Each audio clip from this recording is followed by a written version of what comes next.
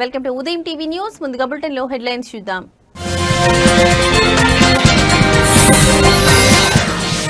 టీజీపీఎస్సీకి హైకోర్టులో ఊరట. Single bench ఇచ్చిన తీర్పుపై స్టే విధించిన ధర్మాసనం.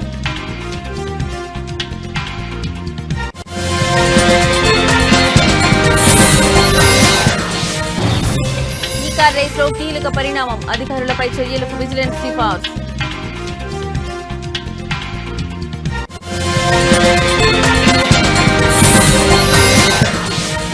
ప్రతిపక్ష హోదా కోసం హైకోర్టులో జగన్ పిటిషన్. స్పీకర్ అయ్యన్న, మంత్రి పయ్యావులకు నోటీసులు జారీ.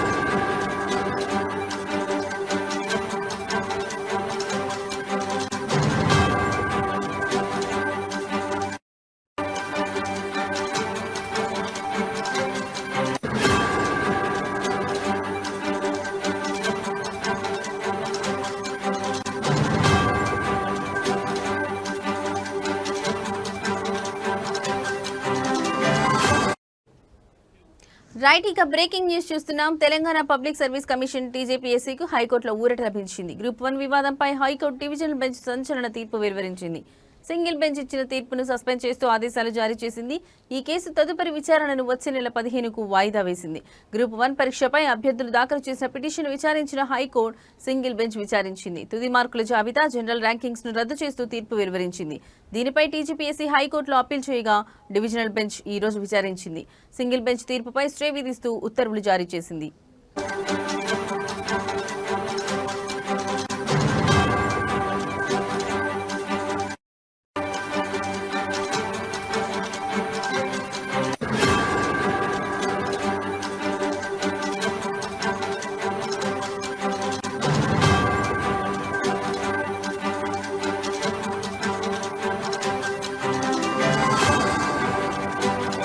రైట్, ఇక బ్రేకింగ్ న్యూస్ చూస్తున్నాం. తెలంగాణ పబ్లిక్ సర్వీస్ కమిషన్ కు హైకోర్టులో ఊరట లభించింది. గ్రూప్ 1 వివాదంపై హైకోర్టు డివిజనల్ బెంచ్ సంచలన తీర్పు వెలువరించింది.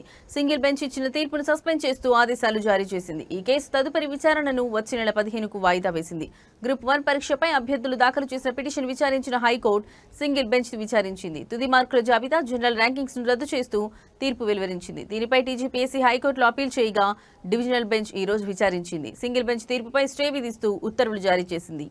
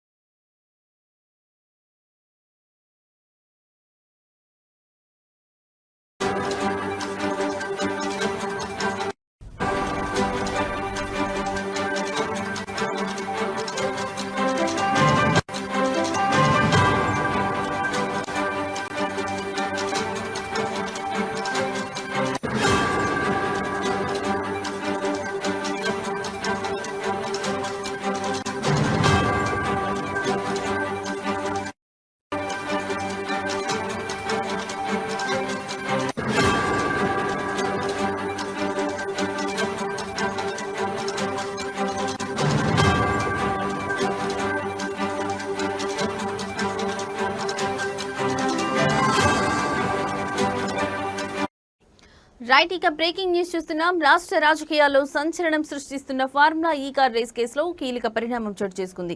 అధికారులపై చర్యలకు విజిలెన్స్ సిఫార్సు చేసింది. ఈ కేసులో నిందితులుగా ఉన్న సీనియర్ ఐఏఎస్ ఆఫీసర్, అప్పట్లో హెచ్ఎండిఏ కమిషనర్గా కొనసాగిన అరవింద్ కుమార్, హెచ్ఎండిఏ మాజీ చీఫ్ ఇంజనీర్ బిఎల్ఎన్ రెడ్డిలపై చర్యలకు విజిలెన్స్ గ్రీన్ సిగ్నల్ ఇచ్చింది. ఫార్ములా ఈ కార్ రేసులో అరవింద్ రెడ్డి, బిఎల్ఎన్ రెడ్డిలు కీలకంగా ఉన్నారు. ఈ ఫార్ములా కార్ ఈ రేసులో క్విడ్ ప్రోకో జరిగిందని తేల్చిన ఈసీబీ ఈ కేసులో ప్రాసిక్యూషన్ కి అనుమతి ఇవ్వాలని ఇటీవల ప్రభుత్వానికి నివేదిక పంపించింది. ఈ నివేదికను ప్రభుత్వం విజిలెన్స్ కమిషన్ పరిశీలనకు పంపించింది. ఈ నివేదికను పరిశీలించిన విజిలెన్స్ కమిషన్ అధికారులపై చర్యలకు నిర్ణయం తీసుకుంది. ఈ మేరకు అధికారులపై చర్యలకు సిఫార్సు చేసింది.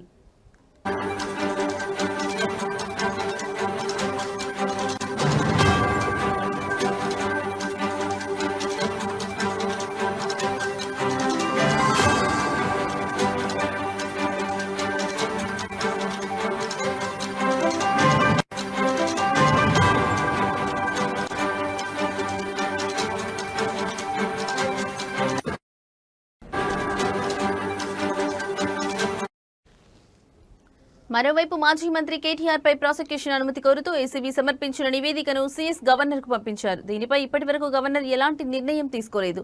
తాజా పరిణామాల నేపథ్యంలో మాజీ మంత్రి బీఆర్ఎస్ వర్కింగ్ ప్రెసిడెంట్ కేటీఆర్ విషయంలో గవర్నర్ ఎలాంటి నిర్ణయం తీసుకోనున్నారు అనేది ఉత్కంఠగా మారింది. కాగా బీఆర్ఎస్ హయాంలో 2023లో హైదరాబాద్ లో నిర్వహించిన ఫార్ములా ఈ కార్ రేస్ కోసం విదేశీ సంస్థలకు నిబంధనలకు విరుద్ధంగా సొమ్ము చెల్లించారని, తద్వారా ప్రభుత్వానికి 54.88 కోట్ల మేర నష్టం వాటిల్లిందన్న ఆరోపణలపై ఏసీబీ కేసు నమోదు చేసి దర్యాప్తు చేస్తోంది.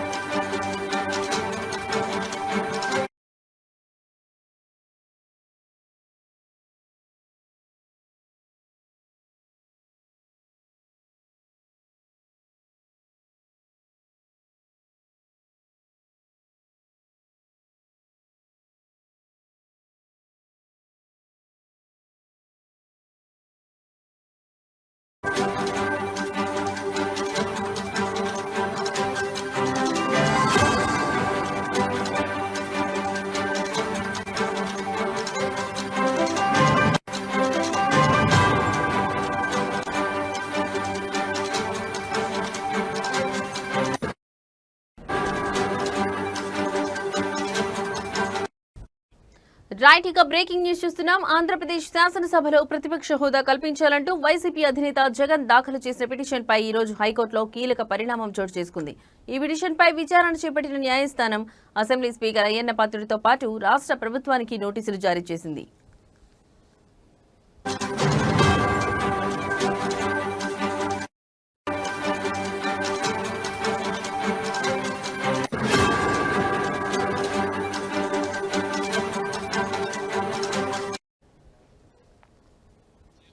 విచారణ సందర్భంగా ప్రతివాదుల జాబితాలో ఉన్న స్పీకర్ అయ్యన్న పాత్రుడు, శాసనసభ వ్యవహారాల శాఖ మంత్రి పయ్యావుల కేశవ్, శాసనసభ కార్యదర్శి ప్రసన్న కుమార్ కు ఉన్నత న్యాయస్థానం నోటీసులు జారీ చేసింది.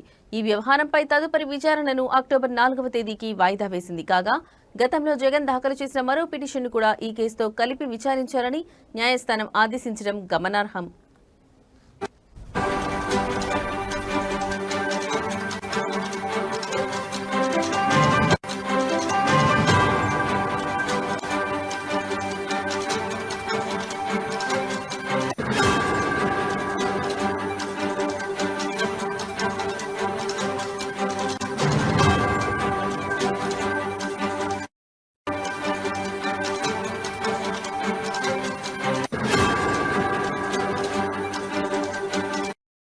అసెంబ్లీలో తమ పార్టీకి ప్రతిపక్ష హోదా ఇవ్వాలని కోరుతూ జగన్ తొలుత స్పీకర్కు లేఖ రాసిన విషయం తెలిసిందే. అయితే ఆ లేఖపై స్పీకర్ అయ్యన్న పాత్రుడు రూలింగ్ ఇస్తూ ఆ అభ్యర్థనను తిరస్కరించారు.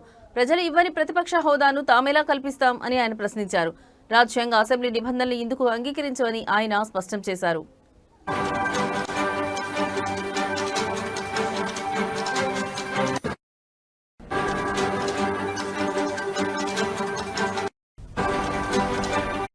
స్పీకర్ ఇచ్చిన ఈ రూలింగ్ ను సవాల్ చేస్తూ జగన్ హైకోర్టును ఆశ్రయించారు. తనకు ప్రతిపక్ష హోదా కల్పించేలా స్పీకర్ను ఆదేశించాలని ఆయన తన పిటిషన్లో కోరారు. దీనిపై ఇవాళ విచారణ చేపట్టిన హైకోర్టు ప్రతివాదులకు నోటీసులు జారీ చేయడంతో ఈ వ్యవహారం మరో మలుపు తిరిగింది.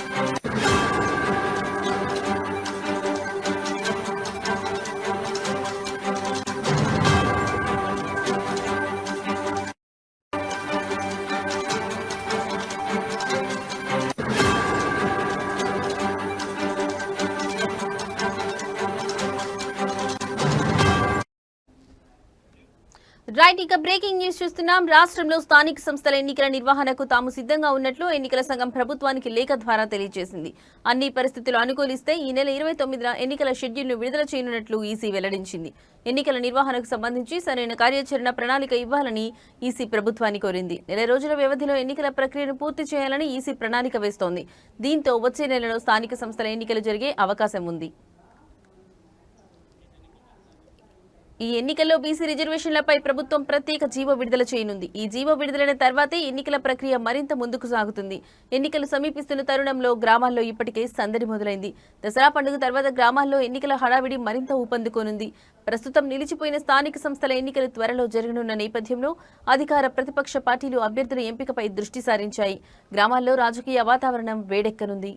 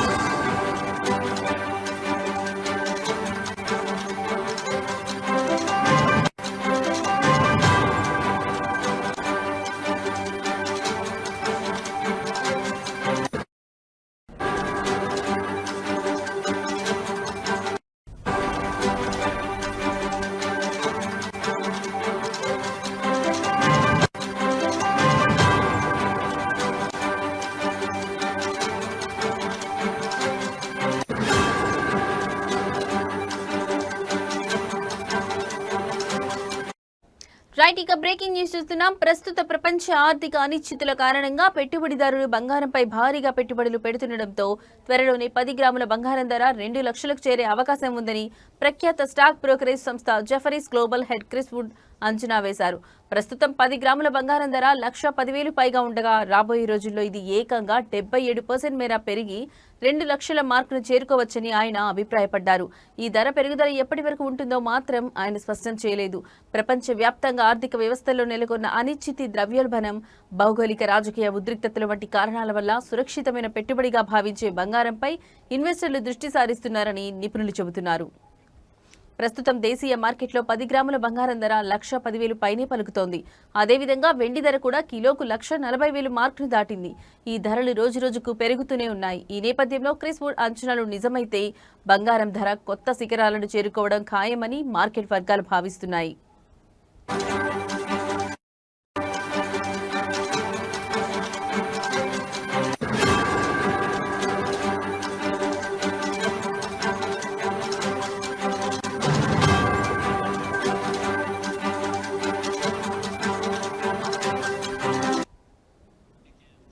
దసరా నవరాత్రుల ఉత్సవాల సందర్భంగా సదాశివపేట పట్టణంలోని గాంధీ చౌక్ లో ఏర్పాటు చేసిన అమ్మవారి మండపం వద్ద హనుమాన్ చాలీసా పారాయణం, లింగాష్టక కార్యక్రమం అంగరంగ వైభవంగా జరిగింది.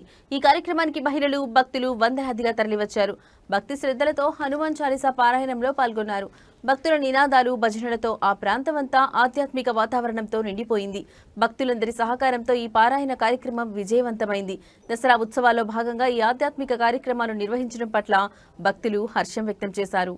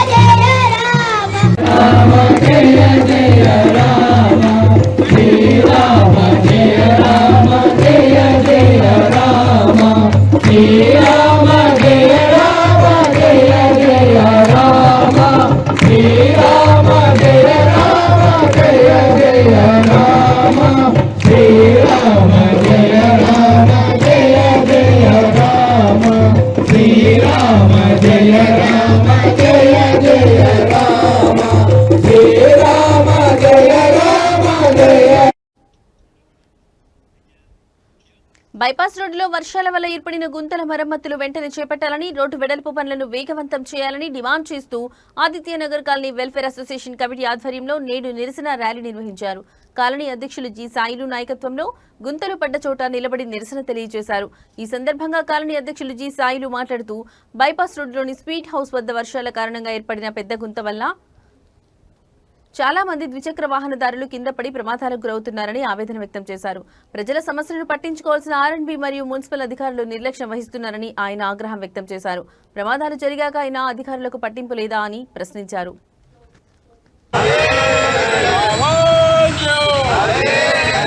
బైపాస్ రోడ్డు పనులు వేగవంతం చేయాలి.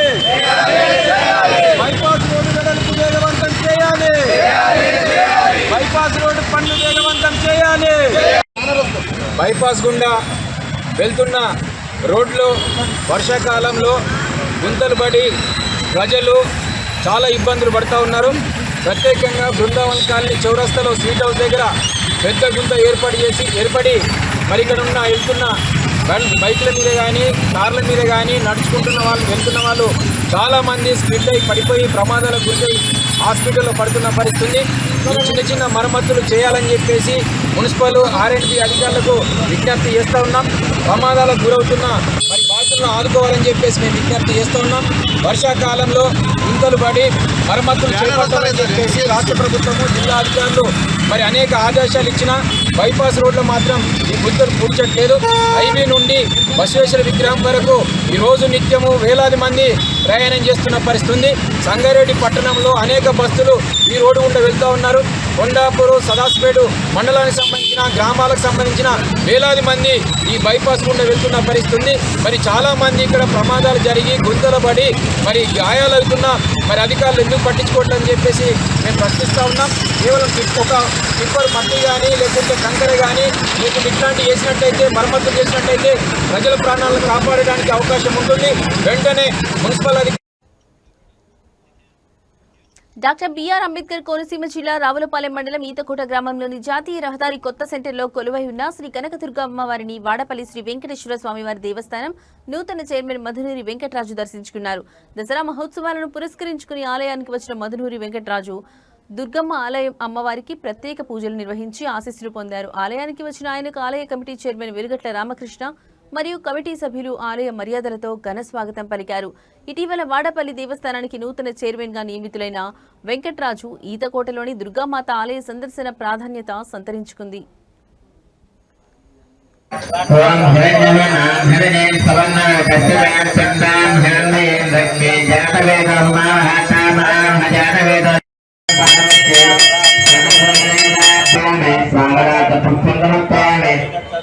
ఒక పుష్పం చేసుకుని నమస్కారం చేసుకుని అమ్మవారికి పెట్టేయండి.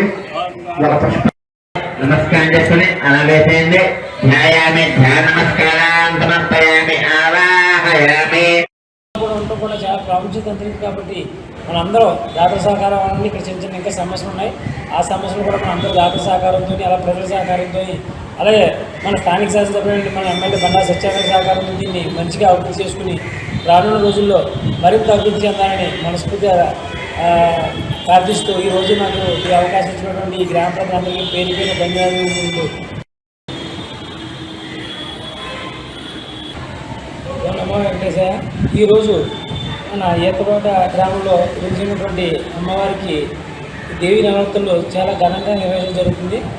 అంటే మన వాడిపల్లి వెంకటేశ్వర స్వామి 7 వారాలు 7 పరీక్షలాగో ఈ అమ్మవారికి కూడా 9 శుక్రవారాలు 9 పరీక్షలు అనే దాంతో ప్రజలందరూ కూడా తొండోపందాలకు వచ్చి ఈ రోజుని అమ్మవారిని దర్శించడం జరుగుతుంది. అలాగే వాడిపల్లికి వచ్చే భక్తులు కూడా అధిక సంఖ్యలో ప్రతి శుక్రవారం సాయంత్రం వచ్చి ఇక్కడ బస్ చేయడం, అలాగే వారికి కావాల్సిన సౌకర్యాలను కూడా ఈ సర్పంచ్ గారు అలాగే మన ఈ గుడి దేవస్థానం చైర్మన్ గారు అలాగే స్థానిక నాయకులు అందరూ కూడా దాన్ని చూడటం చాలా ఆనందదాయకంగా ఉంది.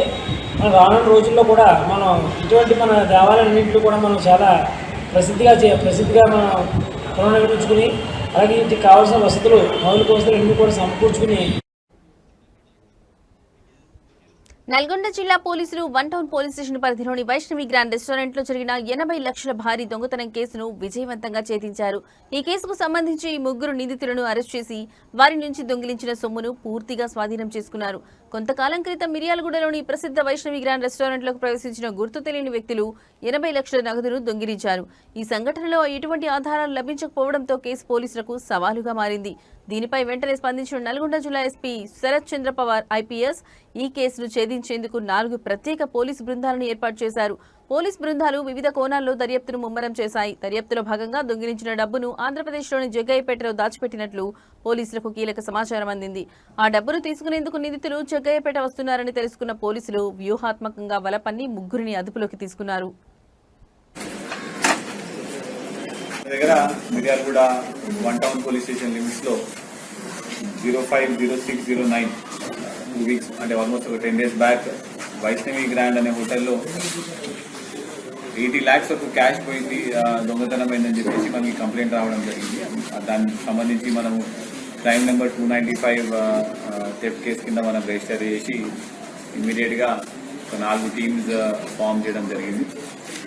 ఇవన్నీ కూడా డిఎస్పీ మిర్యాలగూడ గారి ఆధ్వర్యంలో ఈ 4 టీమ్స్ మనం ఫామ్ చేసి టీమ్స్ అన్నింటినీ కూడా మనం వేరు విభాగాల్లో ఇన్వెస్టిగేషన్ చేసి మళ్ళీ ఎవ్రీడే ఆఫీసర్ డిఎస్పీ గారు కోఆర్డినేట్ చేసే విధంగా మనం కూడా మన ప్లాన్ వేయడం జరిగింది. అయితే డీటెయిల్స్కి వెళ్తే ఈ వైష్ణవి గ్రాండ్ అనే రెస్టారెంట్లో ఫస్ట్ ఫ్లోర్లో ఒక 80 lakhs వరకు క్యాష్ వాళ్ళు అప్పుడే తీసుకుని వచ్చి అక్కడ పెట్టడం జరిగింది. ఈ మెయిన్ అక్యూజ్డ్ వీళ్ళు లాక్ బ్రేక్ చేసి అందులో ఆ రూమ్లో ఉన్న బ్యాగ్ తీసుకొని వాళ్ళు మళ్ళీ పాల్పోవడం జరిగింది. ఇమీడియట్గా మనకి రాగానే మనం ఎఫ్ఐఆర్ చేసిన తర్వాత వీఆర్ స్టార్టెడ్ ది ఇన్వెస్టిగేషన్. అయితే ఇన్వెస్టిగేషన్లో మనకి మన 3 అక్యూజ్ని వాళ్ళ పట్టుకోవడం జరిగింది. మొహమ్మద్ రహీం, ఇతను A1, A2 is Iqbal Khan, A3 is Lalu Khan. ఈ A1 అనే పర్సన్ గత కొన్ని రోజుల క్రితం 2 years బ్యాక్ మిర్యాలగూడ ఈ వైష్ణవి గ్రాండ్ హోటల్ ముందు ఒక టీ షాప్లో పనిచేయడం జరిగింది. ఇతను ఈ రెస్టారెంట్లో క్యాష్ ట్రాన్సాక్షన్స్ అన్ని కూడా చూసి ముందే రెకీ చేసుకొని ఇక్కడ కంపల్సరీగా మనకి ఏదో ఒకటి దొరుకుతుందని చెప్పేసి ఇతను A2, A3 వీళ్ళందరూ ఇద్దరు ఒకరు రాజస్థాన్కి వెళ్ళి ఇద్దరు మన మహారాష్ట్రకి వెళ్ళి వీళ్ళు 3 ప్లాన్ వేసుకొని ఎట్లో మనకి ఇక్కడ క్యాష్ దొరుకుతుందని చెప్పేసి ఆ రోజు ఎర్లీ మార్నింగ్ నైట్ అవర్స్ని అప్పించడం జరిగింది. అయితే దీనికి సర్ప్రైజింగ్ ఏంటంటే మనం జస్ట్ 1 week ముందే మిర్యాలగూడ వీళ్ళందరూ కూడా రివార్డ్ ఇవ్వడం జరుగుతుంది.